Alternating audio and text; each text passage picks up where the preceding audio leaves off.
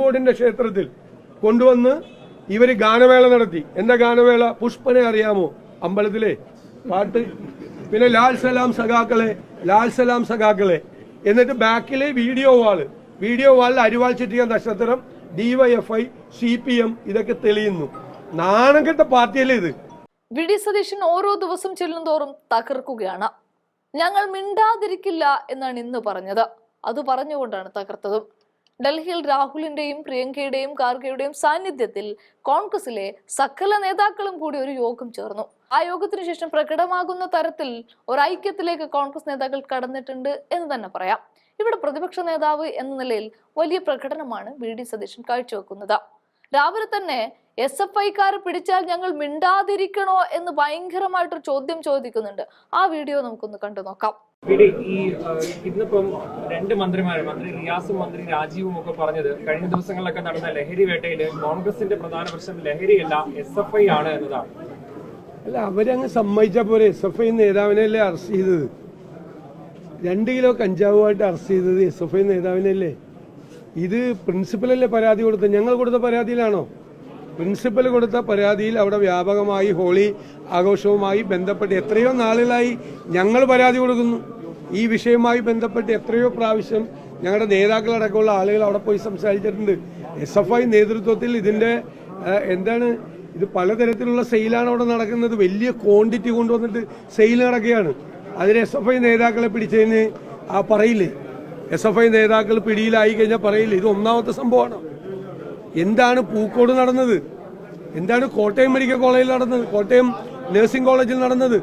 സംസ്ഥാനത്തിന്റെ വിവിധ ഭാഗങ്ങളിൽ നടന്ന പല പ്രശ്നങ്ങളും ഹോസ്റ്റലിൽ നടക്കുന്നത് ഈ നേതാക്കൾക്ക്. അവർക്ക് ഡ്രഗ്സിന് പൈസ വേണം. പൈസ കിട്ടാത്തപ്പോഴാണ് അവർ റാഗിങ് നടത്തിയത്. അവരാണ് ഇതിൻ്റെ അകത്ത് സെയിൽ നടത്തുന്നത് പല സ്ഥലത്തും. അപ്പോൾ അവരെ കുറ്റപ്പെടുത്തുക തന്നെ ചെയ്യും. ലഹരിക്ക് എപ്പോഴാണ് ഇപ്പോൾ ആക്ട് ചെയ്യാൻ തുടങ്ങിയത്? എപ്പോഴാണ്? ഞങ്ങൾ ഈ നിയമസഭയിൽ നിരന്തരമായി കൊണ്ടുവന്ന് പ്രതിപക്ഷത്തിന്റെ സമ്മർദ്ദ ഫലമായിട്ടും സാമൂഹ്യ സമ്മർദ്ദവും മീഡിയ എല്ലാവരും ഏറ്റെടുത്തപ്പോഴാണ് കേരളത്തിൽ ഇപ്പം ഈ നടക്കുന്ന റെയ്ഡ്. ഇപ്പോഴാണോ ഗവൺമെന്റ് അറിയുന്നത് കേരളം മുഴുവൻ ലഹരി മരുന്നാണെന്ന്? ഈ മന്ത്രിമാർ രണ്ടുപേരും ഇപ്പോഴാണ് അറിയുന്നത് കേരളത്തിൽ മുഴുവൻ ലഹരി മരുന്നാണെന്ന്? ഞങ്ങൾ നിയമസഭയിൽ കൊണ്ടുവന്നപ്പോഴാണ് അവരറിയുന്നത്. മാധ്യമങ്ങളത് ഒരു പ്രോഗ്രാമായി മാറ്റിയപ്പോഴാണ് അവരറിയുന്നത്. ഞങ്ങൾ 2022 കൊണ്ടുവന്ന് ഞങ്ങൾ പറഞ്ഞതാണ് എല്ലാവർക്കും കൂടി ഒരുമിച്ച് നേരിടണം. ഞങ്ങൾ പൂർണ്ണമായ പിന്തുണ ഗവൺമെന്റിന് വാഗ്ദാനം ചെയ്തു. അനങ്ങിയില്ലല്ലോ 2 വർഷം. ഈ 5 ഗ്രാമുള്ളവനെയും 6 ഗ്രാമുള്ളവനെയും പിടിച്ചുകൊണ്ട് നടക്കല്ലായിരുന്നു. അപ്പൊ പിടിച്ചാൽ കിട്ടുമല്ലോ. ഇപ്പൊ കിട്ടുന്നുണ്ടല്ലോ എല്ലാ ദിവസവും. ഞങ്ങൾ ഇപ്പോഴും പറയുന്നത് ഇങ്ങനെയല്ല. സോഴ്സ് അറിയണം ആരാണെന്ന്, എവിടെ നിന്നാണ് വരുന്നത്, ഏത് സംസ്ഥാനത്ത് നിന്നാണ് വരുന്നത്, ആരാണിത് കൊടുക്കുന്നത്, അതിൽ ആരാണ് ഇതിന്റെ റാക്കറ്റിലുള്ളത് എന്ന്. ഇപ്പൊ സംസ്ഥാനത്ത് നെറ്റ്വർക്ക് വിപുലീകരിക്കുകയാണ്. ആ നെറ്റ്വർക്കിന്റെ ഭാഗമായി ഇവരെല്ലാം പ്രവർത്തിക്കുകയാണ്. അതുകൊണ്ടാണ് അവരെ കുറ്റപ്പെടുത്തിയത്. ഇവർക്കെന്താ ഇത്ര വിഷമം? അവർ കുറ്റവാളികളാണ്, തെറ്റ് ചെയ്തവരാണ് എന്ന് SFI സംസ്ഥാന സെക്രട്ടറി തന്നെ പറഞ്ഞല്ലോ. പിന്നെ ഇവർക്ക് മന്ത്രിമാർക്ക് എന്താ ഇത്ര വിഷമം? SFI എന്ന് പറയുമ്പോ ഇല്ല. ഇന്ന് പിടിച്ചിട്ടുള്ളതിനകത്ത് നിങ്ങളെ വളരെ വ്യക്തമായിട്ട് പോലീസ് പറഞ്ഞല്ലോ. പോലീസ് വളരെ കൈരളി പറഞ്ഞാൽ കേസുകാരൻ വരില്ല, അതിൽ പ്രതിയാവില്ല. പോലീസാണ് അന്വേഷിക്കുന്നത്. പോലീസ് വളരെ കൃത്യമായിട്ട് പറഞ്ഞു, സമ്മർദ്ദം കൊണ്ട് നിരപരാധികളെ കേസിൽ കൊടുക്കില്ല എന്ന് പറഞ്ഞു. കേസിൽ കുടുക്കിയിരിക്കുന്ന ആളുകൾ ആരൊക്കെയാണെന്ന് എല്ലാവർക്കും അറിയാം. എല്ലാവർക്കും അറിയാം കേസിൽ കുടുങ്ങിയത്. ഇനി കേസുകാരെ വേണേൽ പെടുത്തണം. അത് പെടുത്താൻ, നിരപരാധികളെ പെടുത്താൻ തയ്യാറല്ല എന്നാണ് ഉദ്യോഗസ്ഥന്മാർ പറഞ്ഞത്. മനസ്സിലായില്ലേ? ലഹരി ഒരു പൊതുവിഷയമാണെന്നും എന്നാൽ പ്രതിപക്ഷം അതിനെ രാഷ്ട്രീയവൽക്കരിക്കുന്നു. അല്ല, ഞങ്ങൾ രാഷ്ട്രീയവൽക്കരിക്കും. കാരണം ഞങ്ങളുടെ ഒരു ആരോപണം നേരത്തെ ഉണ്ട്. ഞാൻ നിയമസഭയിൽ ആദ്യമായിട്ട് ഉപയോഗിച്ചൊരു വാക്കാണ് പൊളിറ്റിക്കൽ പേട്രണേജ്. രാഷ്ട്രീയ രക്ഷാകർതൃത്വം ഉണ്ട് ഈ സംഭവങ്ങൾക്ക്. അതുകൊണ്ടാണ് കേരളത്തിൽ ഇത് വ്യാപകമാകുന്നത്. ഞങ്ങൾക്ക് പൊളിറ്റിക്കൽ പേട്രണേജ് കൊടുക്കാൻ പറ്റുമോ? പൊളിറ്റിക്കൽ പേട്രണേജ് അധികാരത്തിൽ ഇരിക്കുന്നവരാണ് കൊടുക്കുന്നത്. കേരളത്തിലെ ലഹരി മാഫിയക്ക് പൊളിറ്റിക്കൽ പേട്രണേജ് ഉണ്ട്, കൊടുക്കുന്നുണ്ട്. അത് നേതൃത്വം അറിഞ്ഞുകൊണ്ടാണോ? ആലപ്പുഴ, കൊല്ലം ജില്ലകളിൽ പിടിച്ച കേസുകൾ നിങ്ങളൊന്ന് അന്വേഷിക്കുക. ആരായിരുന്നു അതിന്റെ പുറകിൽ? ഒരു ലോഡ് പിടിച്ചല്ല. ആരായിരുന്നു അതിന്റെ പുറകിൽ? നിങ്ങൾ അന്വേഷിക്കുക. കംപ്ലീറ്റ് ആയിട്ടുള്ള കാര്യങ്ങൾ അന്വേഷിക്കുക. ഒരു പൊളിറ്റിക്കൽ പേട്രണേജ് കൊടുക്കുന്നുണ്ട്. യുവജന വിദ്യാർത്ഥി സംഘടനകൾക്ക് അതുമായിട്ട് ബന്ധമുണ്ട്. അവരതിൽ നിന്ന് മാറ്റണം. മുതിർന്ന നേതൃത്വം പറഞ്ഞ് ഇത് കേരളത്തിന് അപകടമാണ്, ഇത് ചെയ്യരുത് എന്ന് പറഞ്ഞ് മാറ്റണം. അവര് പിടിയിലാവുമ്പോൾ ഞങ്ങൾ മിണ്ടാതിരിക്കണോ? SFIയുടെ യൂണിയൻ ജനറൽ സെക്രട്ടറി പിടിയിലാവുമ്പോൾ ഞങ്ങൾ മിണ്ടാതിരിക്കണോ? ഞാനതുകൊണ്ടാണ് ചോദിച്ചത്. പൂക്കോടുണ്ടായ സംഭവം, ഈ കോട്ടയത്തുണ്ടായ സംഭവമൊക്കെ ഇതിന്റെ തുടർച്ചകളല്ലേ? അവിടെ എല്ലാം ലഹരി മരുന്ന് ഉപയോഗിച്ച് 150 പേരുടെ മുന്നിലാണ് ഒരാളെ വിവസ്ത്രനാക്കി റാഗിംഗ് നടത്തിയത്. പൂക്കോട് അയാൾ ആത്മഹത്യ ചെയ്താണോ കെട്ടിത്തൂക്കിയതാണോ എന്ന് ഇപ്പോഴും അറിയില്ല. എന്താ ചെയ്തത്? കോട്ടയത്ത് കോമ്പസ് കൊണ്ട് ശരീരം മുഴുവൻ കീറിയ സ്ഥലത്ത് ഫെവിക്കോൾ ഒഴിച്ചു. അത്ര ക്രൂരമായ റാഗിങ് ചെയ്യണമെങ്കിൽ ഡ്രഗ് അഡിക്ഷനെ പറ്റുള്ളൂ. അപ്പൊ അതാരാ നേതൃത്വം കൊടുത്തത്? സംഘടനാ ഭാരവാഹികൾ. അപ്പൊ ഞങ്ങൾ പറയാതിരിക്കോ? ഞങ്ങൾക്ക് അങ്ങനെ ഒരു ആരോപണമുണ്ട്. ആ ആരോപണം പറയുക തന്നെ ചെയ്യും, ഇല്ലെങ്കിൽ അവരതിൽ നിന്ന് പിന്മാറ്റണം. അടുത്തത് ദേവസ്വം ബോർഡിന്റെ അമ്പലത്തിൽ അമ്പലപരിപാടി നടക്കുമ്പോൾ അവിടെ ചെന്നാണോ പുഷ്പനെ അറിയാമോ എന്ന പാട്ട് പാടുന്നത് എന്നൊരു പ്രസക്തമായ ചോദ്യം ചോദിച്ച് വേറെ പണി നോക്കണമെന്ന മട്ടിലായിരുന്നു പെർഫോമൻസ്. ആ വീഡിയോയും ഒന്ന് കണ്ടു നോക്കാം. അതുകൊണ്ട് എന്താ, പോലീസ് പറഞ്ഞല്ലോ, അന്വേഷിച്ചിട്ട് പറഞ്ഞല്ലോ ആ ആൾ അവിടെ ഇല്ല, ആൾക്ക് അതിലോട്ട് യാതൊരു ബന്ധവും ഇല്ലാന്ന് പോലീസ് പറഞ്ഞല്ലോ. പിന്നെ നിങ്ങൾ അന്വേഷിക്കാൻ പോയല്ലോ? നിങ്ങളാണ് പ്രതികളെ കണ്ടെത്തുന്നത്. നിരപരാധികളായ ആളുകളുടെ തലയിൽ നിങ്ങളാണ് കെട്ടിവെക്കുന്നത്. അന്വേഷിച്ച പോലീസാണ് പറഞ്ഞത് നിരപരാധികളുടെ തലയിൽ കേസ് കെട്ടിവെക്കില്ല, ഞങ്ങൾ നന്നായി അന്വേഷിച്ച് ഇട്ടാണ് ഇതിലെ പ്രതികളെ തീരുമാനിച്ചിരിക്കുന്നതെന്ന് പോലീസ് പറയുന്നത് പോരാ. എന്നാ പിന്നെ തലശ്ശേരി ചെയ്ത പരിപാടി ചെയ്യും. തലശ്ശേരിയിൽ പോലീസിനോട് കളിച്ചാൽ, അല്ല ഞങ്ങളോട് കളിച്ചാൽ, CPM-നോട് കളിച്ചാൽ അല്ലേ പറഞ്ഞത്, പിന്നെ പോലീസ് സ്റ്റേഷനിൽ ഉണ്ടാവില്ല എന്ന് പറഞ്ഞു. ആ ഉദ്യോഗസ്ഥന്മാരെ നിലത്തിട്ട് ചവിട്ടിക്കൂട്ടി CPM ക്രിമിനലുകൾ തലശ്ശേരിയിൽ. എന്താ വിഷയം ഉണ്ടായത്? അമ്പലത്തിൽ ഉത്സവം നടക്കുമ്പോൾ ഇൻക്ലാബ് സിന്ദാബാദ്, അമ്പലത്തിൽ ഉത്സവത്തിന് അതിൽ പോലീസ് പിടിച്ചു മാറ്റാൻ ചെന്നപ്പോൾ പോലീസിനെ നിലത്തിട്ട് ചവിട്ടിക്കൂട്ടി. എന്നിട്ട് പോലീസിനോട് പറഞ്ഞു, ഇത് ഞാൻ പറഞ്ഞതല്ല, FIR-ൽ കേരള പോലീസ്, പിണറായി വിജയന്റെ കീഴിലുള്ള പോലീസ് എഴുതി വെച്ചിരിക്കുക. അതായത് CPM-നോട് കളിച്ചാൽ പിന്നെ തലശ്ശേരി പോലീസ് സ്റ്റേഷനിൽ ഒരുത്തരും ഉണ്ടാവില്ല. അവർ പറഞ്ഞതുപോലെ തന്നെ സംഭവിച്ചു. ആ 2 SI-മാരെ ഇവർ സ്ഥലം മാറ്റി.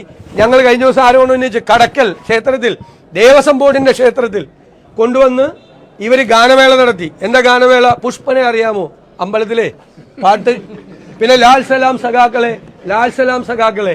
എന്നിട്ട് ബാക്കിലെ വീഡിയോ വാളിൽ അരിവാൾ ചിറ്റിയ നക്ഷത്രം, DYFI, CPM ഇതൊക്കെ തെളിയുന്നു. നാണം കെട്ട പാർട്ടിയല്ലേ ഇത്? നാണം കെട്ട പാർട്ടി. അവിടെ അതിന്റെ പേരിൽ ഒരു സംഘർഷം ഉണ്ടായി. BJPക്ക് സ്പേസ് ഉണ്ടാക്കി കൊടുക്കുകയാണ് ഇവരുടെ ലക്ഷ്യം. അമ്പലത്തിൽ പോയി ഇത് ചെയ്ത് അവിടെ സംഘർഷം ഉണ്ടാക്കി BJPക്ക് സ്പേസ് ഉണ്ടാക്കി കൊടുക്കുകയാണ്. ഇവരൊന്നും പാട്ടുപാടാൻ വേറെ സ്ഥലമൊന്നുമില്ലേ? അമ്പലത്തിലെ ദേവസ്വം ബോർഡിന്റെ അമ്പലത്തിലെ ഗാനമേളൊക്കെയാണ് പുഷ്പനെ അറിയാമോ എന്ന് ചോദിക്കുന്നത് ഭക്തജനങ്ങളോട്. വേറെ പണി നോക്കാൻ പറയുന്നത്. ഇവർ ഏത് ലോകത്തെ ജീവിക്കുന്നത്? അധികാരത്തിന്റെ അഹങ്കാരം തലക്ക് പിടിച്ചിരിക്കുക, അതാ പ്രശ്നം. പിന്നീട് സതീശനെ കണ്ടത് കുട്ടനാട്ടിലെ കർഷകരോടൊപ്പമാണ്. ഇത്തരത്തിൽ പല തുറകളിലുള്ള പ്രശ്നങ്ങളിലും പ്രതിപക്ഷ നേതാവ് കൃത്യമായി ഇടപെടുകയും തന്റെ നിലപാട് അറിയിക്കുകയുമാണ്. അതൊരു സൂചന കൂടിയാണ് പ്രതിപക്ഷം ഭരണപക്ഷമാകാൻ പോകുന്നു എന്നതിന്റെ സൂചന. അങ്ങോട്ട് നെല്ല് നോക്കണേ, നമുക്ക് നെല്ല് വിട്ടിട്ട് ഇത്തിരി പുറകിലേക്ക് നമ്മൾ നിൽക്കാം. എല്ലാവരും കൂടി ഇടിക്കല്ലേ? ഇത്തിരി പുറകിലേക്ക്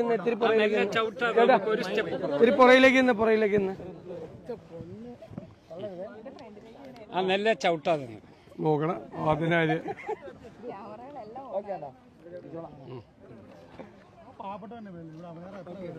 ഒന്നും മിണ്ടായിരിക്കാൻ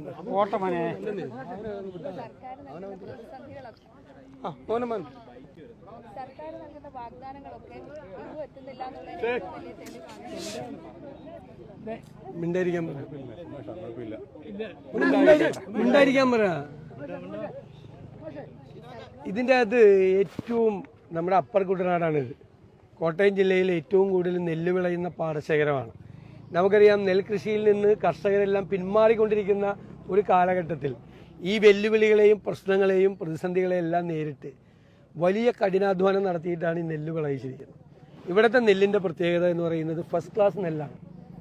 ഈ നെല്ലിൽ സാധാരണ ഇതുവരെ സിവിൽ സപ്ലൈസ് കോർപ്പറേഷൻ മില്ലുകൾ വഴി ഇതെടുക്കുന്ന സമയത്ത് ഒരു തരത്തിലുള്ള കിഴിവ് ഉണ്ടാകാറില്ല. പല സ്ഥലത്തിലും ഈ മില്ലുടമകൾ ഏജന്റുമാരെ വെച്ച് ഉദ്യോഗസ്ഥന്മാരും ചില രാഷ്ട്രീയക്കാരും ഒക്കെ ആയിട്ട് ഒത്തുകളിച്ചിട്ട് ഇതിൽ കിഴിവ് വരുത്തും. ഇത് 1800 ഏക്കർ കൃഷി നടക്കുന്ന സ്ഥലമാണ്. ഇവിടെ ഒരു 2% കിഴിവ് വേണമെന്നുള്ളൊരു പുതിയ ആവശ്യം വെച്ചിരിക്കുക. ഇത് കിഴിവെന്ന് പറഞ്ഞാൽ അത്രയും അവർക്ക് ലാഭമാണ്. അപ്പോൾ 1 കിൻഡൽ എടുത്താൽ 2 കിലോ കുറച്ച് കൊടുക്കണം. 2 കിലോൻ്റെ പൈസ കുറച്ചേ കൊടുക്കുകയുള്ളൂ. എത്ര ആയിരം കിൻഡലാണ് ഇവിടെ നിന്ന് കിട്ടുന്നത്? കോടിക്കണക്കിന് രൂപയുടെ കച്ചവടമാണ്. അപ്പോൾ ഒരു കാലത്ത് ഇവിടെ കിഴിവ് ആവശ്യപ്പെട്ടിട്ടില്ല. കിഴിവ് ഇങ്ങനെ പതിരുണ്ടാവും, മറ്റ് നെല്ലിൻ്റെ ക്വാളിറ്റി, അതിനൊക്കെ ഒരു മാനദണ്ഡം സർക്കാർ തന്നെ വെച്ചിട്ടുണ്ട്. ആ മാനദണ്ഡത്തിൻ്റെ അകത്ത് ഒരു കിഴിവും വരുത്തേണ്ടാത്ത നെല്ലാണ് ഈ നെല്ല്. അത്രയും ക്ലാസ് നെല്ലാണ്. തൊട്ടടുത്ത് ഈ നെല്ല് സംഭരിച്ചിരിക്കുന്നതും ഈ കിഴിവ് കൊടുത്തിട്ടല്ല ചെയ്തിരിക്കുന്നത്. ഇപ്പോൾ ഒരു പുതിയ സമ്മർദ്ദം ചെലുത്തിയിരിക്കുകയാണ്. അതിൽ ഞാൻ പറഞ്ഞതുപോലെ മില്ലുടമകളും ഏജന്റുമാരും എല്ലാവരും ഉണ്ട് അതിൻ്റെ അകത്ത്. അവരിപ്പോൾ സമ്മർദ്ദം ചെലുത്തുകയാണ്. ഇപ്പോൾ 14 ദിവസമായിട്ട് ഈ നെല്ല് കൊയ്തിട്ടിരിക്കുകയാണ്, ഈ പാടത്ത് കൂട്ടിയിരിക്കുകയാണ്. ഒരു മഴ പെയ്താലുള്ള ആദ്യം എന്താണ്? മഴ പെയ്താൽ ഇതിൻ്റെ ഈർപ്പം കൂടും. ഈർപ്പം 17% വർദ്ധിച്ചാൽ അതിൻ്റെ വില വീണ്ടും കുറയ്ക്കും. അപ്പോൾ ഇവർ വീണ്ടും മറിക്കണമെങ്കിൽ അതിലെ ചിലവ് വേറെ. കാരണം മഴ പെയ്താൽ മറിച്ചില്ലെങ്കിൽ വീണ്ടും കുഴപ്പമാവും. ഉമ്മൻചാണ്ടി സർക്കാർ ഇരുന്ന കാലത്താണിത് സപ്ലൈകോയെ കൊണ്ട് നെല്ല് സംഭരിപ്പിക്കാനും നമ്മുടെ ന്യായമായ വില കൊടുത്തിട്ട് ഇത് ചെയ്യാനുള്ള തീരുമാനം എടുത്തത്. അന്ന് കൈമാറ്റ ചെലവ് അത് 12 രൂപയായിരുന്നു അന്നത്തെ കാലത്ത്. ഇപ്പോൾ ഇതിന് 10, 240, 250 രൂപയും അതുപോലും വർദ്ധിപ്പിച്ചിട്ടില്ല. അതേ 12 രൂപയാണ് അല്ലേ? അതേ 12 രൂപയാണ് ഇപ്പോഴും കൊടുത്തുകൊണ്ടിരിക്കുന്നത്. ഈ കൈകാര്യ ചെലവെന്ന് പറയുന്നത് 12 രൂപയാണ് ഇപ്പോഴും കൊടുത്തുകൊണ്ടിരിക്കുന്നത്. വലിയ തുക 250 രൂപ, 260 രൂപയൊക്കെ പലർക്കും ഈ കൈകാര്യ ചെലവ് വരികയാണ്. അപ്പം അതിൻ്റെ ബാധ്യത കൂടി അവർ ഏറ്റെടുക്കുകയാണ്. നിസാര കാരണം പറഞ്ഞുകൊണ്ട് എന്നിട്ടിപ്പോൾ സമ്മർദ്ദം ചെലുത്തുക. എന്തിനാ? കളക്ടർ ഇടപെട്ടു, ഒരുപാട് ആളുകൾ ഇടപെട്ടിട്ടൊന്നും ഇവർ സമ്മർദ്ദം ചെലുത്തി. എന്നാൽ പിന്നെ അവസാനം വിചാരിക്കുമല്ലോ കർഷകർ, എങ്ങനെയെങ്കിലും ഇത് എടുത്തുകൊണ്ട് പോയാൽ മതി. 2% മഴയ്ക്ക് മുമ്പ് എടുത്തുകൊണ്ട് പോയാൽ മതി. 2%എങ്കിൽ 2% കിഴിവ് കൊണ്ടുപോയി കളയാൻ പറയാൻ വേണ്ടിയിട്ട് ഈ പാവപ്പെട്ട കർഷകരുടെ മീതെ ഇവർ നടത്തിക്കൊണ്ടിരിക്കുന്ന സമ്മർദ്ദമാണിത്. അപ്പോൾ ഗവൺമെൻറ് ഇല്ലേ, കൃഷി വകുപ്പ് മന്ത്രി ഇല്ലേ? എന്തൊരു അന്യായമാണ് ഈ കർഷകരോട് ചെയ്യുന്നത്. എങ്ങനെയാണ് ആളുകൾ കൃഷി ഇറക്കുന്നത്? കണ്ണീരാണ് സത്യത്തിൽ ഇവിടെ വീഴുന്നത്. ഈ പാടത്ത് വീണിരിക്കുന്നത് ഇവിടെ അധ്വാനിച്ച എന്ത് കൊടും വെയിലായിരുന്നു കഴിഞ്ഞ കുറേ ദിവസങ്ങളായിട്ട്. ഈ കൊടും വെയിലത്തല്ലേ ഇതെല്ലാം കൊയ്തെടുത്ത് അധ്വാനിച്ച് അതിന് കാവൽ നിന്ന്. ഇപ്പം ഈ രാത്രി വന്ന് ഈ നെല്ലിന് കാവൽ നിൽക്കണ്ടേ? ഉറങ്ങാതെ വന്ന് കാവൽ നിൽക്കണ്ടേ? ഇതിവിടെ ഇട്ടിട്ട് വീട്ടിൽ പോയി കിടന്ന് ഉറങ്ങാൻ പറ്റുമോ? അപ്പോൾ 14 ദിവസമായി ഈ നെല്ലിന് കാവൽ നിന്ന് രാവിലെ മുതൽ പാതിരാത്രി വരെ ഇതിൻ്റെ കൂടെ നിൽക്കുകയാണ്. 14 ദിവസമായി. നമ്മുടെ കേരളത്തിലാണെന്ന് ആലോചിക്കണം. അന്വേഷിക്കാൻ ഒരാളും ഇല്ലേ? എത്ര പേരോട് പറഞ്ഞു കഴിഞ്ഞു, ഏതെല്ലാം രീതിയിൽ പറഞ്ഞു കഴിഞ്ഞു. കളക്ടർ ഇടപെട്ടിട്ട് പോലും, ഇതിൻ്റെ അകത്ത് ജില്ലാ ഭരണകൂടം ഇടപെട്ടിട്ട് പോലും തീർത്തില്ലെങ്കിൽ ഗവൺമെൻറ് ഇടപെടണ്ടേ? സർക്കാർ അറിഞ്ഞില്ലേ? കൃഷി വകുപ്പ് അറിഞ്ഞില്ലേ? 14 ദിവസമായിട്ട്. അപ്പോൾ ഇത് അടിയന്തരമായി ഇതിനകത്ത് പരിഹാരം ഉണ്ടാക്കണം. ഒരു കിഴിവും കൊടുക്കാതെ ആ കിഴിവെന്ന് പറഞ്ഞാൽ വലിയ അഴിമതിയാണ്, തട്ടിപ്പാണ്. ആ തട്ടിപ്പിന് ഈ കർഷകരെ വിധേയരാക്കുന്നത് ശരിയല്ല. അതിനെതിരായി ഞങ്ങൾ ശക്തിയായി എതിർക്കും. ഇത് ഇന്ന് തന്നെ മന്ത്രിയെ ബന്ധപ്പെട്ട് സംസാരിക്കും. പരിഹാരമില്ലെങ്കിൽ തിങ്കളാഴ്ച ഞങ്ങൾ ഈ വിഷയം തീർച്ചയായിട്ടും ഞങ്ങൾ നിയമസഭയിൽ കൊണ്ടുവരും. ഈ കർഷക ദ്രോഹം അവസാനിപ്പിക്കണം എന്നാണ് നമ്മുടെ നിലപാട്. അതുകൊണ്ടാണ് ഇത് അറിഞ്ഞ് ജനപ്രതിനിധികളും എല്ലാവരും അടക്കം പാർട്ടിയും എല്ലാം അടക്കം പറഞ്ഞപ്പോഴാണ് ഞാൻ ഈ വിവരം അറിയാൻ വേണ്ടിയിട്ട് ഇവിടെ വന്നിരിക്കുന്നത്. കോൺഗ്രസ് ഒരു പ്രതിഷേധമായിട്ട് ഇത് സമരമായിട്ട് ഉയർത്തിക്കൊണ്ടുവരും. തീർച്ചയായിട്ടും ഇതിന് പരിഹാരം ഉണ്ടായില്ലെങ്കിൽ അത് കർഷകരുടെ കൂടെ നിന്ന് അത് ചെയ്യുക. അവരുടെ കൂടെ ഞങ്ങളുണ്ടാവും. ഇത് നമുക്ക് സഹിക്കാൻ പറ്റാവുന്നതിനേക്കാൾ അപ്പുറമാണ്. അവരുടെ വിഷമവും അവരുടെ പ്രയാസവും കണ്ടില്ലേ? നമ്മൾ ഇത്രയും അധ്വാനിക്കുന്ന കർഷകർ, അന്നല്ലേ നമ്മുടെ ഈ അന്നം ഉണ്ടാക്കുന്നത്. ഇവരുണ്ടാക്കിയില്ലെങ്കിൽ ഇത് എവിടെ നിന്നാണ്? ഇതിന് കേന്ദ്ര ഗവൺമെന്റ് വർദ്ധിപ്പിച്ചു കൊടുത്ത തുക പോലും ഇവർക്ക് കൊടുത്തില്ല. അറിയാലോ, കഴിഞ്ഞ പ്രാവശ്യം ഇവർക്ക് കൊടുത്തില്ല. എന്നിട്ട് വീണ്ടും ഈ നെല്ല് സംഭരണത്തിൽ എന്താണ് ഈ പാളിച്ച? ഇത് വളരെ കൃത്യമായി സംസ്ഥാനത്ത് നടന്നുകൊണ്ടിരുന്ന ഒരു സംവിധാനമായിരുന്നു. ചില സ്ഥലത്ത് വലിയ പതിരുണ്ടാവും, വലിയ ഈർപ്പമൊക്കെ ഉണ്ടാവും, അതൊക്കെ നമുക്ക് മനസ്സിലാക്കാം. ഇവിടെ പതിരില്ലാത്ത ഒരു തരത്തിലും കേരളത്തിലെ തന്നെ A ക്ലാസ് നെല്ലുകളിൽ ഒന്നാണിത്. ഒരു തരത്തിലും കിഴിവ് പാടില്ലാത്ത.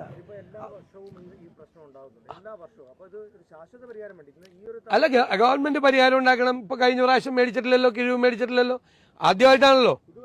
ഇതുവരെ വാങ്ങിച്ചിട്ടില്ല. അല്ല, ശരിയാണത്. വേറെ പല പാടശേഖരങ്ങളിലും താങ്കൾ പറഞ്ഞതുപോലുള്ള പ്രശ്നം, ഈർപ്പത്തിന്റെ കാര്യം പറഞ്ഞ് എടുക്കുന്ന നെല്ല്, ഞാൻ പറയണ ഒരു 10 കിൻഡൽ നെല്ല് കർഷകരുടെ കയ്യിൽ നിന്ന് എടുത്തിട്ട് അതിൽ നിന്ന് അവർക്ക് അതിന്റെ പൈസ കൊടുക്കില്ല. ഏതെങ്കിലും കാരണം പറഞ്ഞ്, സാങ്കേതികത്വം പറഞ്ഞ്, അതിന്റെ വില കൊടുക്കാതിരിക്കാൻ വേണ്ടിയിട്ട് ചെയ്യുന്ന ഏർപ്പാടാ. ഇന്ന് കുത്തരിക്ക് എത്രയാ വില? ഇന്നത്തെ വില 64 രൂപയാണ്. ഈ കൊടുക്കുന്ന എത്ര പൈസ? 27 രൂപ 80 പൈസക്ക് ഈ മില്ലുകാർ കൊണ്ടുപോയിട്ട് കുത്തി അത് പാക്കറ്റിലാക്കി കൊടുക്കുമ്പോൾ എത്രയാ? ആ അത് വീട്ടിലേക്ക് അരി മേടിച്ചു കൊടുക്കാത്തതുകൊണ്ടാണ് വില അറിയാത്ത. കഴിഞ്ഞ വർഷം ഒരു റെയ്ഡ് നടന്നിരുന്നു വിജിലൻസിന്റെ ഓപ്പറേഷൻ ബോൾ എന്ന് പേരിട്ട്. ഈ മേഖലയിൽ ഈ നെല്ല് സംഭരണത്തിൽ സ്വകാര്യ മില്ലുകൾ നടത്തുന്ന തിരിമറികളാണ്. അതിനെക്കുറിച്ച് പിന്നീട് ഒരു റിപ്പോർട്ടും പുറത്തു വന്നിട്ടില്ല. കാരണം ഇതിനൊരു നെക്സസ് ഉണ്ട്, അഴിമതിയുടെ ഒരു നെക്സസ് ഉണ്ട്. ഇത് കിട്ടുന്നത് ഈ പാവപ്പെട്ടവൻ കൃഷി ചെയ്യുന്നതിന് കൊള്ളയടിക്കുകയാണ്. അവൻ്റെ പോക്കറ്റ് അടിക്കുന്നതിന് തുല്യമായിട്ടാണ് അവൻ ചെയ്യുന്നതിന് 2 കിലോ എടുത്തുകൊണ്ട് പോകണം. അവൻ 100 കിലോ നെല്ലുണ്ടാക്കുമ്പോൾ അതിൽ നിന്ന് 2 കിലോ അടിച്ചുകൊണ്ട് പോകണം. അത് ചില സ്ഥലത്ത് അത് കൂടിക്കൊണ്ടിരിക്കും. ഇപ്പം ഈ വർഷം ഇവർ 2 വേണം. അവരുടെ പേടി എന്താ? ഈ പ്രാവശ്യം ആദ്യമായിട്ട് ഇത് അനുഭവിച്ചാൽ അടുത്ത പ്രാവശ്യം 3 വേണം 4 വേണമെന്ന് പറയും, കിഴിവ് വേണമെന്ന് പറയും. അതാണ് ക്രൂരതയാണ് ചെയ്യുന്നത്. അത് പരിഹാരം ഉണ്ടാകും ഉറപ്പായിട്ടും.